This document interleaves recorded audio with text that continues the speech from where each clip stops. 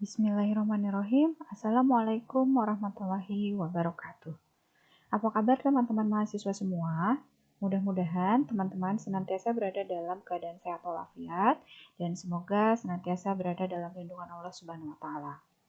Minggu ini kita bertemu lagi di pertemuan ketiga untuk mata kuliah statistika bersama saya Dian Nurabdiani.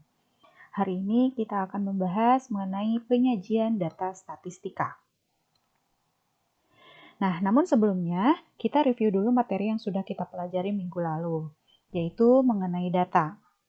Pertanyaan yang muncul mengenai data diantaranya adalah, apa yang dimaksud dengan data? Ada yang masih ingatkah apa yang dimaksud dengan data? Pertanyaan selanjutnya adalah, apa saja jenis-jenis data? Kemudian, apa syarat suatu data dapat dinyatakan sebagai data yang baik? Kemudian yang terakhir, dari pertanyaan-pertanyaan tersebut akan muncul pertanyaan bagaimanakah menyajikan data statistika. Baik, kita review terlebih dahulu. Di minggu lalu kita sudah mempelajari mengenai ketiga pernyataan yang tadi disebutkan di awal. Untuk data sendiri, pengertiannya adalah data merupakan kumpulan angka atau fakta atau fenomena atau keadaan lainnya yang merupakan hasil pengamatan, pengukuran, atau pencacahan dan sebagainya terhadap variabel dari suatu objek kajian yang fungsinya dapat membedakan objek yang satu dengan objek yang lainnya pada variabel yang sama. Kemudian, jenis-jenis data ini bisa kita bedakan berdasarkan 4 kategori. Yang pertama, berdasarkan sifat data, kita bisa membedakan data tersebut apakah termasuk ke dalam data kualitatif atau masuk ke dalam data kuantitatif. Kategori kedua, data bisa dibedakan berdasarkan sumbernya. Ada yang disebut sebagai data internal, dan yang kedua bisa disebut sebagai data eksternal. Kemudian yang ketiga, data bisa dibedakan berdasarkan cara memperolehnya. Ada yang disebut dengan data primer, dan ada juga yang disebut dengan data sekunder. Dan yang terakhir, data dapat dibedakan berdasarkan waktu diperolehnya, yaitu data berkala atau disebut time series, dan yang kedua adalah data cross-section. Nah, nanti teman-teman coba review kembali pengertian-pengertian atau perbedaan dari jenis-jenis data ini ya. Kemudian yang ketiga adalah syarat suatu data dapat dikatakan sebagai data yang baik adalah yang pertama, datanya harus objektif atau sesuai dengan keadaan sebenarnya, bukan hasil manipulasi. Yang kedua, data harus mewakili atau representatif, dan yang ketiga, data harus up to date, dan yang keempat adalah data harus relevan dengan apa yang akan dipecahkan. Nah, dari pertanyaan-pertanyaan tadi, kita sudah mengingatnya kembali. Kemudian muncul pertanyaan, bagaimana dengan penyajian datanya? Di minggu lalu, teman-teman sudah saya berikan tugas, yaitu untuk menyederhanakan data-data yang disajikan dalam narasi seperti ini. Nah, bagaimana reaksi teman-teman pada saat melihat narasi seperti ini? Di dalamnya mungkin memang kita melihat ada banyak data, begitu banyak data. Tapi data-data tersebut berada di antara kalimat-kalimat atau kata-kata yang justru data-datanya sendiri, data-data pentingnya itu tersembunyikan oleh narasi-narasi tersebut. Dan tentu saja hal ini sangat membingungkan, tidak praktis, dan mungkin data akan sulit dicerna bagi siapapun yang membacanya. Nah, sekarang bagaimana dengan penyajian data dari data-data yang ada dalam narasi tersebut dalam sajian yang lebih sederhana? Dari tugas minggu lalu, saya sudah mengambil beberapa jawaban dari teman-teman mahasiswa. Ada yang menyajikan data yang tadi itu ke sajian seperti ini. Jadi artinya dirangkum data-datanya itu sesuai dengan clue-clue atau kata kuncinya saja. Kemudian ada juga yang menyajikannya dalam bentuk grafik seperti ini. Grafik yang lainnya juga ada yang seperti ini. Kemudian ada juga yang seperti ini. Nah, kita bisa membedakan dari ketiga grafik, walaupun sama-sama grafik, tapi bisa dibedakan satu dengan yang lainnya. Kalau yang pertama, ini berdasarkan jurusannya, laki perempuan, kemudian sesuai dengan tingkatannya, S1, D3, dan D2, ini untuk setiap jurusan. Kemudian yang kedua, setiap jurusan, laki-laki dan perempuannya, kemudian tingkatannya itu juga digabung dalam satu grafik. Kemudian data yang ketiga, grafik yang ketiga itu hanya menyajikan jumlahnya saja per jurusan. Jadi tidak dilihat apakah itu laki-laki, apakah itu perempuan, terus apakah itu S1, apakah itu D3 atau D2-nya itu tidak disajikan. Kemudian ada juga yang menyajikannya dalam tabel seperti ini. Ada juga tabelnya seperti ini. Tuh ya. Kalau yang bawah, ini di sebelah sampingnya adalah jurusannya, sedangkan yang atas jurusannya ada di atas. Sedangkan tingkatannya yang atas ada di samping, sedangkan yang bawah itu ada di atas. Jadi dari kesimpulan penyajian data-data tersebut, ini tidak ada yang bisa dikatakan salah, tidak ada juga yang dikatakan yang benar. Jadi untuk penyajian data itu bagaimana dikembalikan ke penyajinya, bagaimana yang dianggap paling mudah, yang dianggap paling sederhana dan dapat merepresentatifkan data-data, dan tentu saja dengan memperhatikan bagaimana data-data ini bisa dicerna oleh para pembaca. Selanjutnya, kita bahas mengenai penyajian data statistika. Ada beberapa cara untuk menyajikan data-data statistika. Yang pertama, melalui tulisan atau tekstual. Yang kedua, melalui gambar atau grafik, atau disebut juga sebagai diagram. Yang ketiga, kita sajikan melalui tabel atau tabular. Dan yang keempat, kita sajikan melalui histogram, poligon, atau mosaic. Mari kita bahas satu persatu. Yang pertama, ini kita sajikan data-data statistika ini melalui tulisan atau tekstual. Nah, tentu saja dari tulisan kita bisa mengetahui bahwa penyajian datanya itu disajikan dalam bentuk narasi. Seperti tugas teman-teman yang saya berikan di minggu lalu. Itu adalah data-data yang tersaji dalam bentuk narasi atau tekstual. Ya, jadi ini adalah contoh dari tugas minggu lalu yang saya berikan kepada teman-teman. Ini tentu saja merupakan sajian data. Namun sajian data yang memang ini sulit untuk dicerna, ini disajikan dalam bentuk narasi atau tekstual. Nah, penyajian data dalam bentuk tulisan atau narasi ini memang jarang dilakukan karena dianggap kurang praktis dan dapat membingungkan, kecuali pada laporan penelitian kualitatif. Jadi biasanya pada laporan penelitian kualitatif, selain data-datanya itu berupa data kualitatif atau keterangan atau kategorial, maka penyajiannya pun biasanya disajikan dalam bentuk laporan yang memang bentuknya adalah narasi atau tulisan atau deskripsi. Hampir semua bentuk laporan dari pengumpulan data diberikan secara tertulis, mulai dari bagaimana proses pengambilan sampel, kemudian pelaksanaan pengumpulan data, sampai hasil analisis yang berupa informasi dari pengumpulan data tersebut. Jadi tentu saja untuk bentuk-bentuk laporan dari pengumpulan data itu bentuknya adalah sajian data dalam bentuk tertulis. Kemudian yang kedua, data dapat disajikan dalam bentuk gambar atau grafik atau disebut juga sebagai diagram. Tentu saja saya yakin bahwa teman-teman sudah tahu bahwa ada yang disebut dengan diagram batang, ada yang disebut sebagai diagram garis, diagram lingkaran, piktogram, dan juga kartogram. Nah, seperti apa dari kelimanya? Diagram atau grafik merupakan gambar-gambar yang menunjukkan data secara visual yang biasanya dibuat berdasarkan nilai pengamatan aslinya ataupun dari tabel-tabel yang sudah dibuat sebelumnya. Ada beberapa keuntungan menggunakan grafik atau diagram. Di antaranya yaitu, yang pertama, diagram akan lebih mudah diingat daripada tabel, terutama bagi teman-teman yang gaya belajarnya visual. Kemudian yang kedua, diagram akan menarik bagi orang-orang tertentu yang tidak menyukai angka atau tabel. Nah, tentu saja jika seseorang tidak menyukai angka, dia biasanya akan lebih menyukai gambar, menyukai data-data dalam bentuk gambar. Kemudian yang ketiga, diagram dapat menyajikan informasi secara visual dan juga dapat digunakan untuk membandingkan secara visual pula.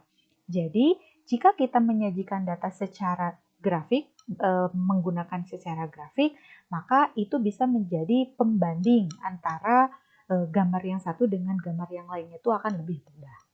Kemudian yang keempat, diagram dapat menunjukkan perubahan hubungan satu bagian dalam rangka data dengan bagian yang lainnya. Nah, di sini ada contoh. Ini saya yakin teman-teman sudah tahu. Ini disebutnya sebagai apa? Ini dinamakan sebagai diagram batang. Saya ambil contoh, ini adalah diagram batang atau grafik dari kepuasan alumni Politeknik Al-Islam Bandung tahun 2020. Sebelah kirinya ini merupakan kepuasan responden yang dinyatakan dalam persen. Kemudian sumbu X-nya ini keterangan dari mulai dari sangat tidak puas, kemudian tidak puas, kemudian puas, dan sangat puas. Dari grafik ini dapat dilihat bahwa berapa persentase jawaban dari alumni yang merasa puas, yang merasa sangat puas, yang merasa tidak puas, dan sangat tidak puas. Selanjutnya, dari data yang sama, saya coba sajikan dalam bentuk lain, yaitu ini dia diagram lingkaran. Jadi di dalam diagram lingkaran ini kita bisa menyajikan jumlah persentase dari kepuasan alumni Politeknik Al-Islam Bandung, di mana ini untuk daerah yang terbesar ini menunjukkan kepuasan yang memang cukup besar, yaitu 61%, dan sisanya ini dinyatakan dengan bagian-bagian secara proporsional. Kemudian masih dalam data yang sama, saya sajikan dalam bentuk lain, yaitu ini adalah diagram garis. Jadi dalam diagram garis, sumbu Y-nya masih menunjukkan kepuasan responden yang dinyatakan dalam persentase. Kemudian sumbu X-nya ini menyatakan keterangan dari sangat tidak puas, puas, dan sangat puas. Kemudian kita hubungkan dengan garis-garis, sehingga kita sebut ini sebagai diagram garis. Kemudian selain ketiga yang sudah disebutkan tadi, diagram batang, diagram garis, dan diagram lingkaran, ada sajian lain yaitu dalam bentuk piktogram. Nah, piktogram ini merupakan diagram yang berupa gambar atau lambang untuk menunjukkan jumlah benda yang dilambangkan. Saya ambil contoh, misalkan ini ada tabel yang menunjukkan jumlah pegawai. Di kolom jumlah pegawai ini ada data sebesar 73, 85, 58, dan 60. Nah, data-data ini disajikan atau ditunjukkan dengan gambar atau lambang yang memang merepresentasikan data-data ini. Seperti misalnya satu lambang atau satu gambar orang ini itu mewakili 10 pegawai. Sehingga jika datanya sebanyak 73 orang, maka ada 7 gambar yang utuh, kemudian satu diantaranya itu adalah gambar yang tidak utuh. Kemudian begitupun yang lainnya. Contoh lainnya adalah pemakaian listrik atau daya listrik dalam KWH. Untuk data yang dinyatakan dengan angka yang cukup besar, maka lambang atau gambar yang digunakan adalah gambar yang paling besar juga ukurannya. Begitupun sebaliknya. Untuk data yang secara angka itu menunjukkan nilai yang paling kecil, maka ditunjukkan oleh gambar yang paling kecil. Selanjutnya ada kartogram. Nah, kartogram ini adalah diagram yang dalam pembuatannya digunakan peta geografis tempat data terjadi. Atau dalam hal ini melukiskan keadaan yang dihubungkan dengan tempat kejadiannya. Contoh adalah, ini adalah gambar yang menunjukkan bahwa jumlah transmigran dari Pulau Jawa, terutama Jawa Barat, dari Provinsi Jawa Barat, yang bertransmigrasi ke Pulau Kalimantan. Jadi di sini, untuk transmigran yang paling banyak jumlahnya akan diwakili dengan lambang atau gambar orang yang ukurannya paling besar. Begitupun dengan jumlah transmigran yang jumlahnya paling sedikit, maka dilambangkan dengan simbol orang yang ukurannya paling kecil. Atau contoh lain adalah misalkan pertumbuhan penduduk di Jawa Barat. Jadi di sini dibedakan untuk daerah-daerah yang memiliki nilai pertumbuhan penduduknya yang berbeda. Ada yang diarsirnya horizontal, ada yang diarsirnya vertikal, ataupun ada yang bintik-bintik. Dan hal ini menunjukkan bahwa diagram yang dibuat itu menggunakan peta geografis tempat data terjadi. Yang ketiga adalah sajian data dengan menggunakan tabel atau tabular. Nah, di sini ada beberapa jenis tabel. Ada tabel baris kolom, ada tabel kontingensi, dan tabel distribusi frekuensi. Tabel distribusi frekuensi nanti kita akan bahas lebih jauh ya. Tapi untuk tabel baris kolom dan tabel kontingensi kita bahas sekilas saja. Nah, ini adalah contoh tabel baris dan kolom dari distribusi kepuasan alumni terhadap PAIB 3 tahun terakhir. Nah, ini bisa dilihat bahwa untuk kriteria penilaiannya dari mulai sangat puas, puas, tidak puas, dan sangat tidak puas. Dari kriteria penilaian ini biasanya digunakan bobot penilaian. Untuk sangat puas itu nilainya 4, puas nilainya 3, tidak puas nilainya 2, dan sangat tidak puas itu nilainya 1. Sehingga jika kita rekap penilaian dari lulusan dari tahun 2018, lulusan 2017, dan lulusan 2016, dan di dalamnya kita bagi lagi berdasarkan kategori laki-laki dan perempuan, maka nilainya akan tersaji seperti ini. Nah, beda halnya dengan tabel kontingensi. Walaupun data jumlahnya sama dan kriteria penilaiannya juga memiliki bobot yang sama, yaitu sangat puas nilainya 4, puas nilainya 3, tidak puas nilainya 2, dan sangat tidak puas nilainya 1, maka sajiannya akan seperti ini. Jadi perbedaannya adalah jika tabel baris dan kolom itu sangat detail atau lebih detail.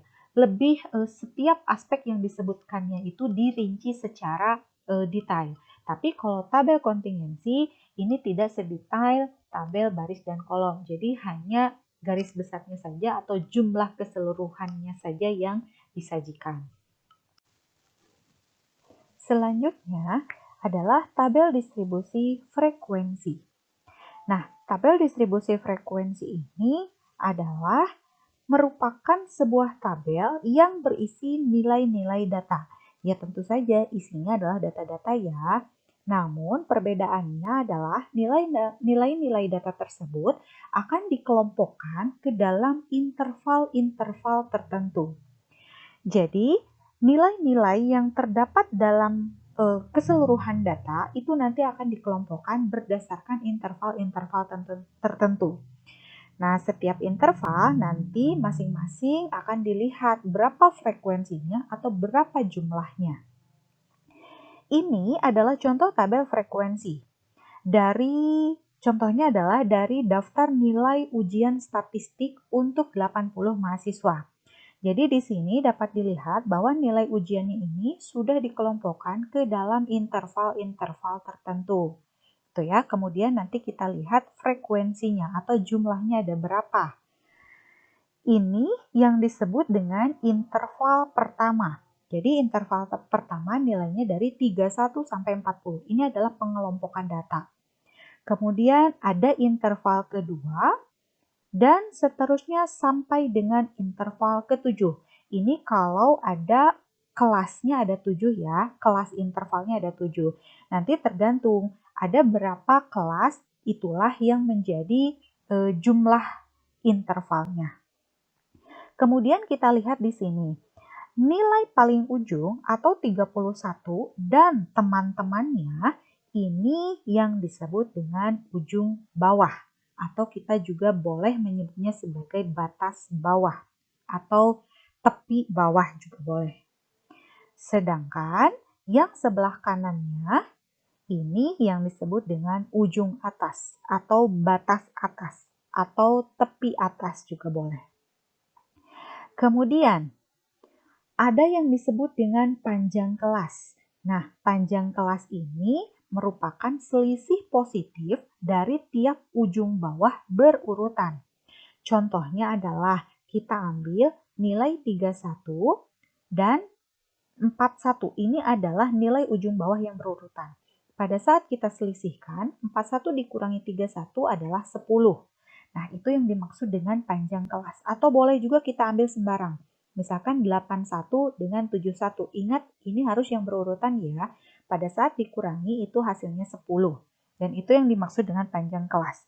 Dan panjang kelas dari setiap interval, kelas interval itu harus sama. Kalau 10 ya berarti setiap panjang kelas dari setiap intervalnya itu juga harus 10. Kemudian selanjutnya adalah bagaimana langkah-langkah membuat tabel distribusi frekuensi. Nah, ini ada yang namanya aturan Sturges, yaitu langkah-langkahnya yang pertama, kita harus menentukan rentangnya terlebih dahulu.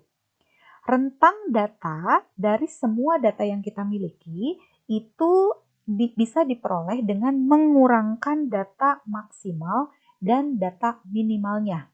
Tentu saja sebelum menghitung rentang kita harus ketahui terlebih dahulu berapa data maksimalnya dan berapa data minimalnya.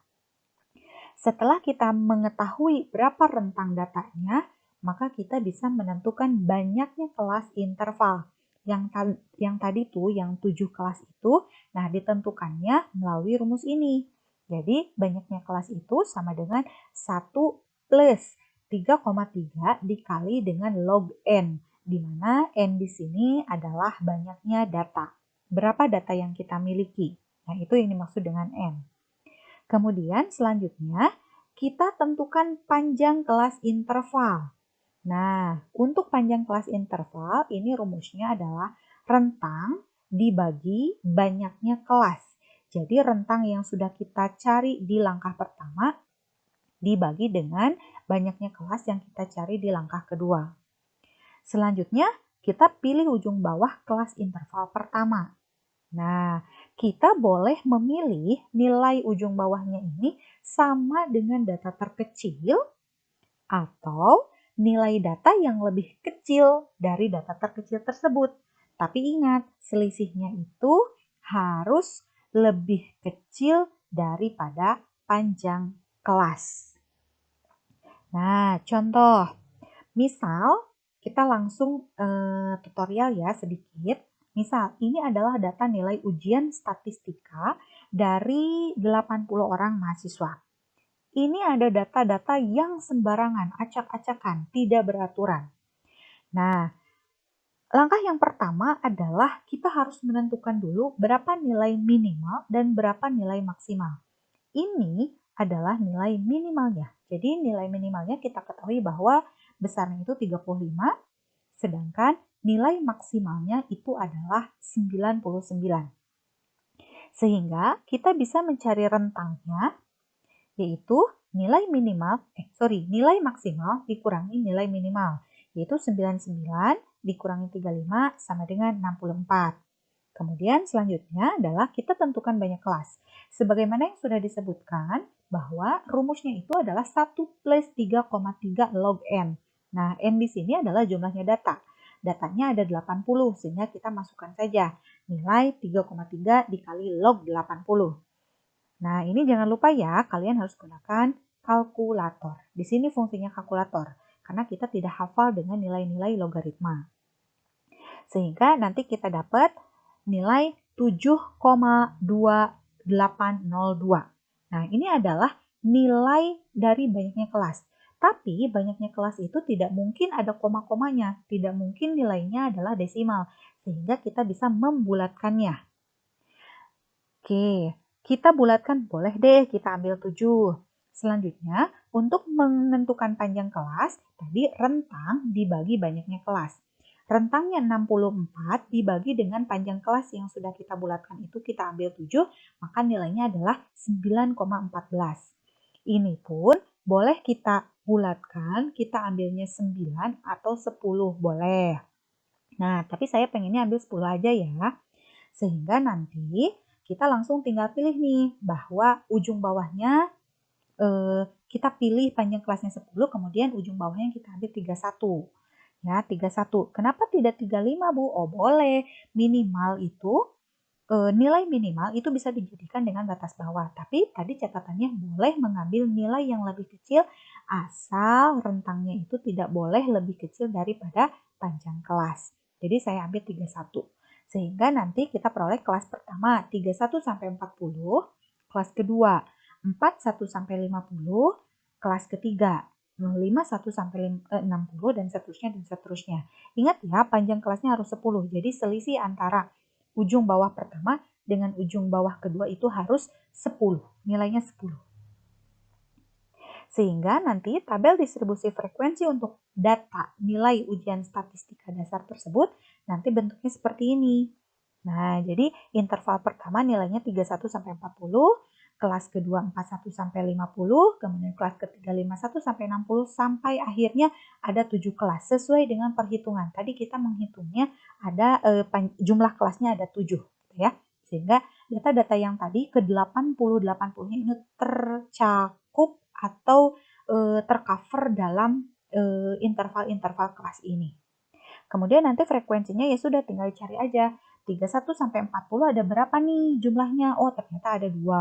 Kemudian yang antara 41 sampai 50 ada berapa orang nih? Ternyata ada 3 dan seterusnya kita cari sehingga jumlah dari total frekuensinya itu harus 80. Nah, sekarang kita bahas mengenai macam-macam tabel distribusi frekuensi. Yang pertama ada tabel distribusi frekuensi relatif. Nah, jadi untuk tabel distribusi frekuensi relatif ini, kita tentukan data relatif dari frekuensi-frekuensi yang ada pada setiap intervalnya. Di sini kita sajikan, misalkan A sampai B ini ada G1, C sampai D ini ada G2, dan seterusnya. G1 dan G2 ini biasanya dinyatakan dalam persen. Nah, dicari melalui rumus GI. Di sini I itu tergantung dari kelas keberapa, G1 kah, G2 kah, G3 kah, itu sama dengan FI atau frekuensi di kelas tersebut dibagi dengan jumlah totalnya dikali dengan 100%. Gitu ya. Jadi contohnya seperti ini. G1 ini adalah hasil dari F1 dibagi jumlah total frekuensinya dikali dengan 100. Nah, contoh dari tabel yang tadi, misalkan kita punya frekuensi untuk kelas pertama adalah 2. Sehingga nanti frekuensi relatifnya adalah 2 per totalnya 80 dikali dengan 100%. Maka dapatnya adalah 2,5%. Ini untuk kelas kedua, ini frekuensinya adalah 3, maka 3 dibagi 80 dikali 100 sama dengan 3,75%. Begitupun untuk selanjutnya sampai ke kelas ke-7, yaitu 12 dibagi 80 dikali 100%, maka nanti dapatnya 15%. Kemudian yang kedua adalah tabel distribusi frekuensi kumulatif. Nah, istilah kumulatif di sini berarti ada penjumlahan ya. Nah, yang pertama ini ada bentuk umum dari tabel distribusi frekuensi kumulatif untuk kriteria kurang dari. Kurang dari. Jadi, kalau untuk kurang dari, ini fokusnya adalah dari A, C, E, G, I, K ini adalah batas bawah dari setiap interval. Jadi kalau A ini ada nggak kurang dari A? Ada nggak yang kurang dari batas bawah kelas pertama? Nah, itu pasti biasanya adalah 0. Kemudian kurang dari batas bawah interval kedua itu adalah frekuensi dari kelas pertama. kurang dari E. E di sini adalah batas bawah interval ketiga. Berarti itu adalah frekuensi kelas pertama dan frekuensi kelas kedua dijumlahkan. Kemudian kurang dari G. G ini adalah batas bawah dari interval keempat. Maka nanti frekuensi kumulatifnya adalah F1, F2, F3 atau frekuensi di interval pertama, kedua, dan ketiga. Dan seterusnya sampai ke interval terakhir, yaitu berarti penjumlahan dari frekuensi-frekuensi kelas-kelas sebelumnya. Contohnya adalah, nah ini. Jadi tadi dari interval yang sudah kita tentukan, kita mengetahui bahwa untuk interval pertama, ini ya intervalnya itu memiliki frekuensi 2, kemudian interval kedua ini frekuensinya 3 sampai yang terakhir ya, 91 sampai 100 itu frekuensinya 12, sehingga kalau dijumlahkan 80. Maka untuk mencari nilai frekuensi kumulatif artinya kita fokus ke ujung atau batas bawah dari setiap interval. Kurang dari 31. Kurang dari 31 ada berapa? Nah, ini kan nilainya itu 31 ke atas ya. Nilainya itu antara 31 sampai 100. Sehingga kalau pertanyaannya ada nggak yang kurang dari 31? Ya sudah, otomatis 0. Karena 31 ini adalah batas bawah yang paling bawah gitu. Nilai terkecil dari interval-interval yang ada. Jadi kurang dari 31 ya 0. Kemudian kurang dari 41 berarti jumlah frekuensi di kelas pertama kan, yaitu berapa? 2. Kita taruh sini. Kurang dari 51, ya 2 kelas ini masuk, berarti 2 tambah 3. Taruh sini, jadi 5. Kurang dari 61, berarti frekuensi di kelas 1, 2, 3 jumlahkan, berarti 2, 3, dan 5 dijumlahkan dapatnya 10. Dan seterusnya sampai ke kurang dari 91 ada nggak? Berarti frekuensi di atasnya.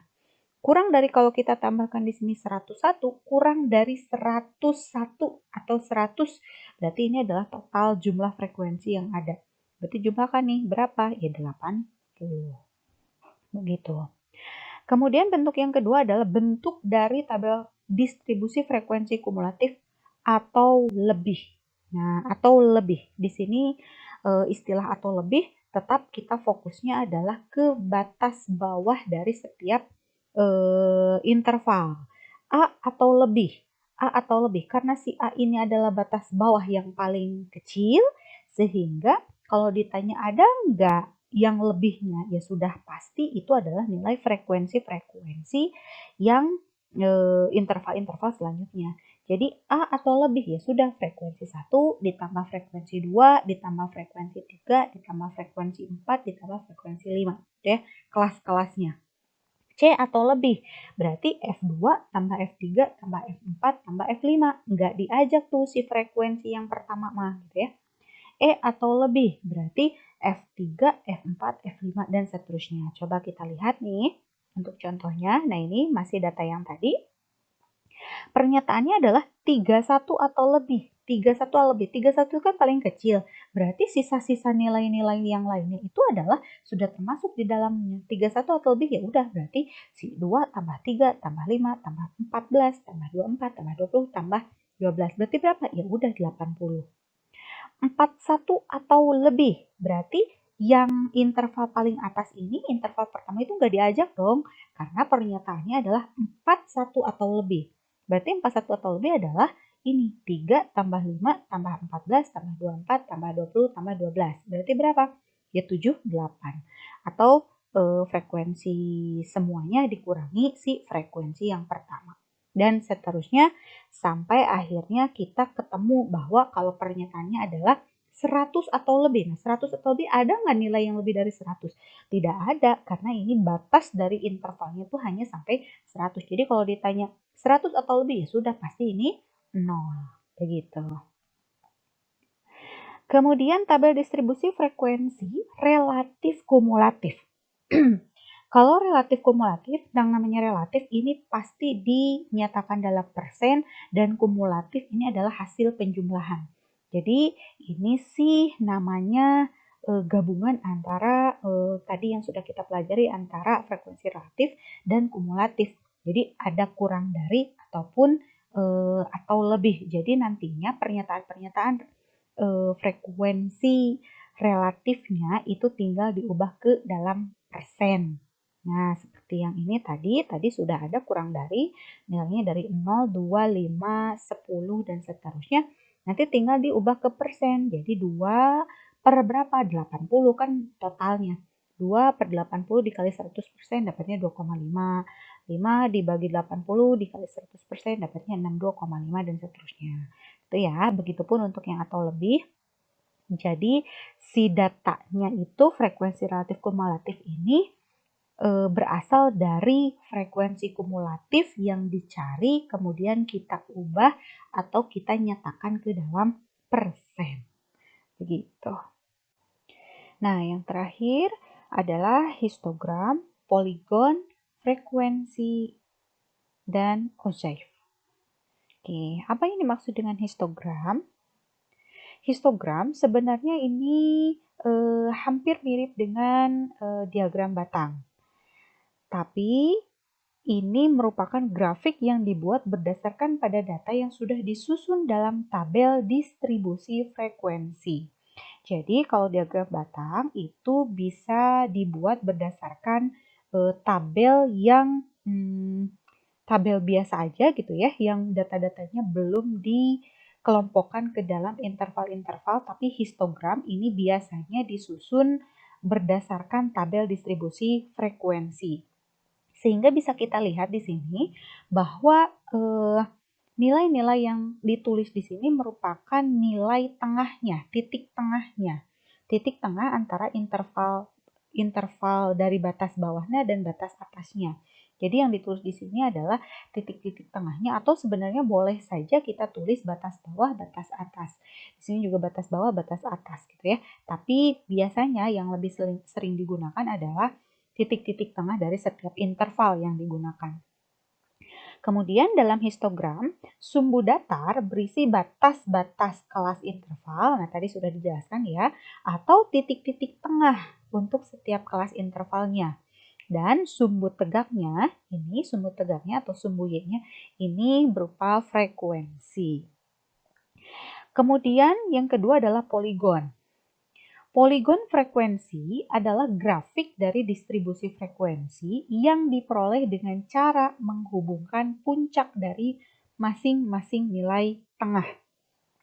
Jadi tadi kita sudah punya histogramnya. Nah, yang dimaksud dengan poligon itu adalah garis atau grafik yang merupakan hasil menghubungkan antara titik-titik tengahnya. Jadi puncak dari titik-titik tengahnya. Ini puncaknya dari titik tengah 33,5 kemudian dihubungkan ke titik tengah interval kedua, kemudian dihubungkan lagi ke titik tengah interval ketiga dan seterusnya. Jadi garis-garis inilah yang dimaksud dengan poligon. Kemudian yang terakhir ini ada ogif atau ozaif. Nah, kalau ogif atau ozaif ini diambil dari data tabel frekuensi kumulatif. Jadi kalau diambil dari frekuensi kumulatif kurang dari, itu yang dimaksud dengan ogif positif. Yang mana? Nah ini yang biru. Ini frekuensi kurang dari karena nilainya itu naik sehingga kita sebut dengan ini ogif positif. Sedangkan ogif negatif ini adalah yang nilai frekuensinya menurun. Ini disebut ogif negatif, diambil dari data tabel frekuensi kumulatif atau lebih. Itu dia penjelasan materi hari ini. Nah, sekarang kita beralih ke tutorial. Jadi, saya harapkan kalian akan lebih memahami melalui learning by doing. Jadi, kalian akan diberikan bahan praktikum 3.1 melalui GCR, tapi sebelumnya kalian harus menonton dulu tutorial bagaimana cara membuat tabel frekuensi distribusi dengan Microsoft Excel. Nanti kalian bisa akses tutorialnya di link berikut ini. Ya, nah apa yang harus kalian kerjakan? Nanti setelah kalian menonton dan memahami tutorialnya, kalian akan diberikan bahan praktikum seperti ini. Jadi, dimintanya untuk menyusun data-data di atas ke dalam tabel distribusi frekuensi. Tentu saja tutorialnya silahkan disimak dengan baik supaya kalian dapat menyelesaikan praktik 3.1 ini dengan baik. Oke, demikianlah penjelasan materi untuk hari ini. Terima kasih atas perhatiannya, terima kasih atas keseriusannya, terima kasih atas waktu yang sudah diberikan.